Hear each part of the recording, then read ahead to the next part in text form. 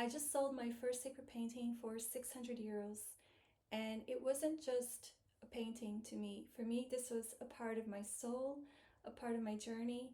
There's a word I believe that describes this really well. It was meraki. So meraki, it comes from ancient Greek, and it means a part of your soul, a part of your essence.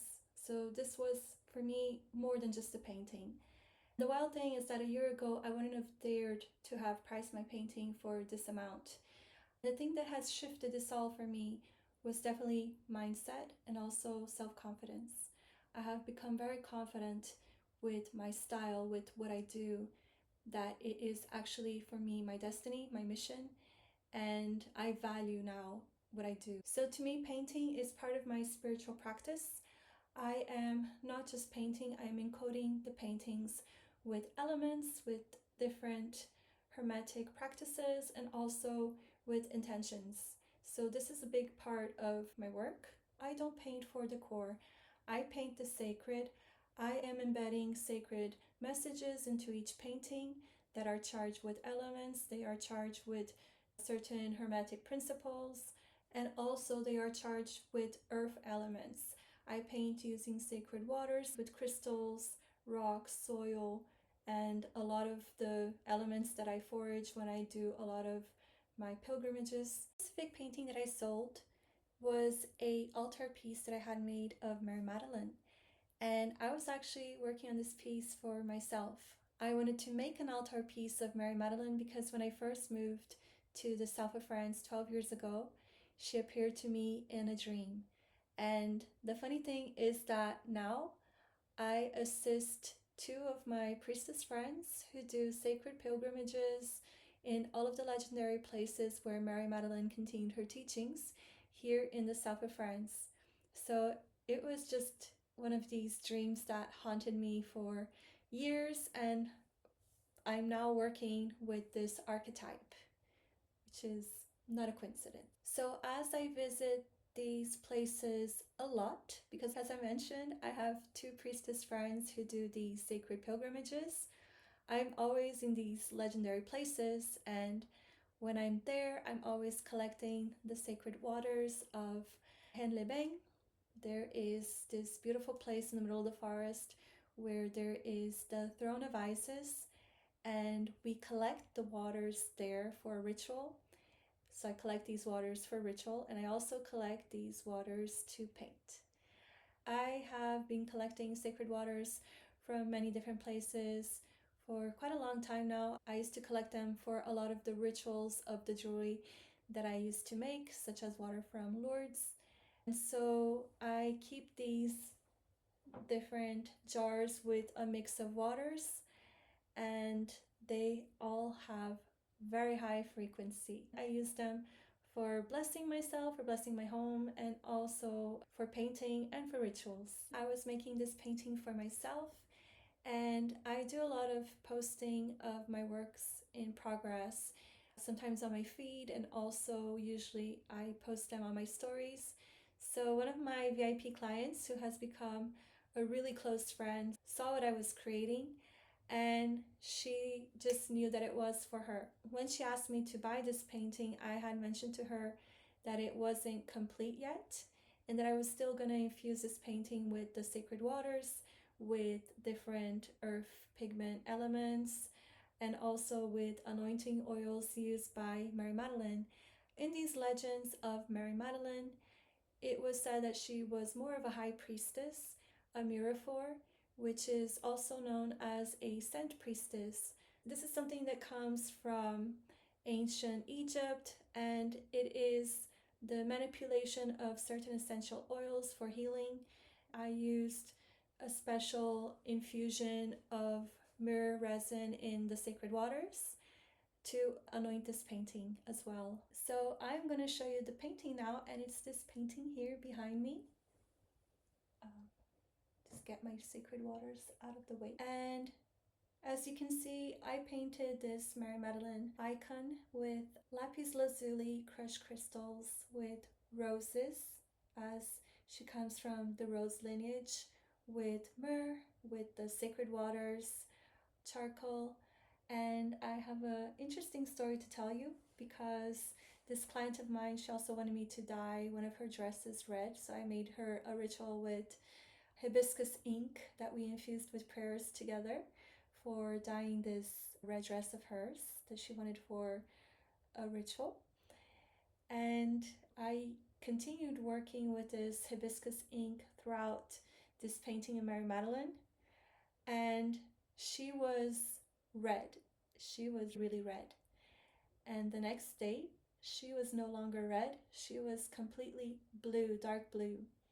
I had already added fleur de pastel, which is my usual blue pigment, and it's from the region here in the south of France. It was used by the Cathars as their ritual paint because they associated it with divinity. And so the funny thing is that it had this blue background. It had this element here of the sky with lapis lazuli, but her veil was pretty much red, infused with hibiscus. I had added also some other, as you can see, kind of rust colors from soil and rose ink. And the next day, she was blue, and I figured out after what happened, it was basically hibiscus. It changes with different mineral contents in water. So, because these waters that I work with, especially the water from the Throne of Isis in Han-les-Bains, is so full of strong minerals such as iron and magnesium, it completely changed the painting, the color of the hibiscus ink.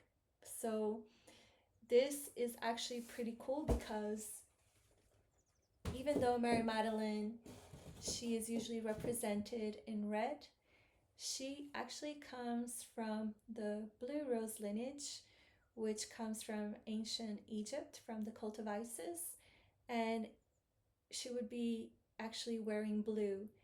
And the other funny synchronicity is that my friend who bought the painting, she had previously had a vision of Mary Magdalene coming to her in blue.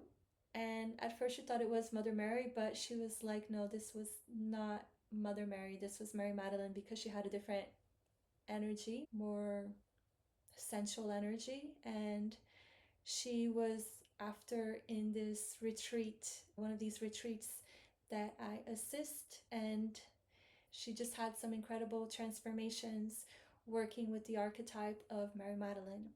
So the reason I think this painting sold for 600 euros is that this painting was very valuable to me. I had created it for myself, and it was intended to be in my house, in my sacred altar, and I put so much love into this painting. It was so valuable for me that when I told my client the price, she didn't even hesitate. So why did this painting sell for 600 euros? Because for me, this painting would have not been sold for less. I would not let it leave my house for less because it was intended to be for my home. It was intended to be in my altar. And for less than that, if a person or a client did not give value to the art that I had created that for me was valuable, for me was important, for me was sacred, it did not deserve that client, then it would have better had stayed in my home.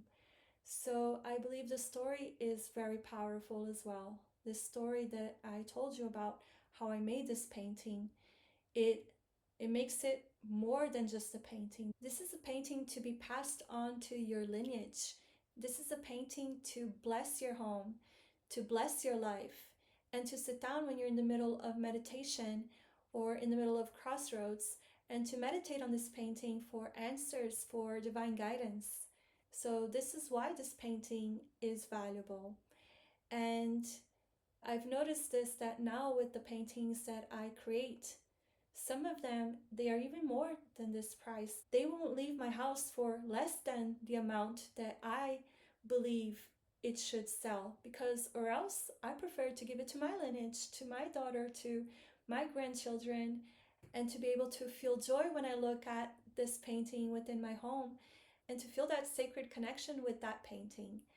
So I believe that once you get to the point that you are hesitant of selling because it is so valuable to yourself, I think this is when you stop undercharging and you begin to value your worth and the things that you create, the art that you create. So I will be finishing this painting with some varnish. I'll be signing it. I will also place it in a frame to add value to make it even more beautiful for my client. And I am delivering it to her home. We are actually creating a ritual together in her altar space to welcome this painting into her home. And that's, I think, the difference, that this is not a decor object. This is something that has intrinsic value. This is something that it has the story, it has the earth pigments, it has crushed crystals, and all of these different elements that make it more than just a piece of decor that somebody can buy at IKEA that has been massively produced with no magic, with no soul. So thank you for witnessing my story. And this is a new channel. I would love if you could hit like and subscribe, as this helps new channels like mine. I just started this channel to talk about my journey as an artist and also to give different creativity tips that have helped me along my journey, and I'll be sharing my journey here transparently. So thank you very much and talk to you soon.